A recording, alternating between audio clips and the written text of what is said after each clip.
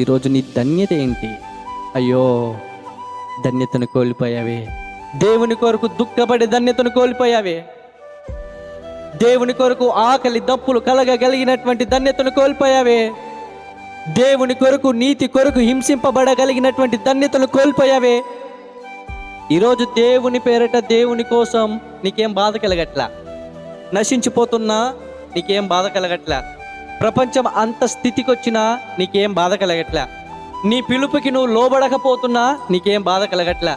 నీ సమర్పణకు నువ్వే అంగీకరించకపోతున్నా నీకేం బాధ కలగట్లా. నేను తీసుకున్న తీర్మానాలు, నేను తీసుకున్నటువంటి నిర్ణయాలు, దేవుని పట్ల నేను కలిగి ఉన్నటువంటి ఆ ఆశలు, కోరికలు, దేవుడు నాకు ఇచ్చినటువంటి వాగ్దానాలు, దేవుడు నా పట్ల కలిగి ఉన్నటువంటి చిత్తము, ప్రణాళిక సమస్తము ఎరిగి కూడా నేను ఆ రూటులో లేనని తెలిసి కూడా నీకు బాధ కలగట్లేదంటే నీ ధన్యతను కోల్పోయావు. ఏమైపోయింది ఆ ధన్యత? ప్రభు మాట్లాడకపోతే దుఃఖము అలాగా వచ్చేసేదే. ఇప్పుడు ప్రభు మాట్లాడకపోయినా నీకేం పర్వాలేదు. పరిచర్య చేయాలని ప్రాకులాడి నిద్రలు మానుకున్న దినాలు నీ జీవితంలో ఉన్నాయే.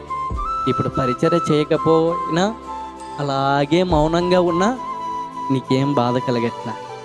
ధన్యతను కోల్పోయావు.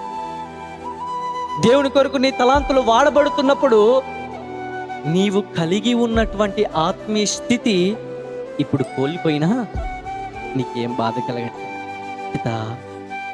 దేవుడు మన జీవితంలో మళ్ళీ తిరిగి పుట్టించునుగాక.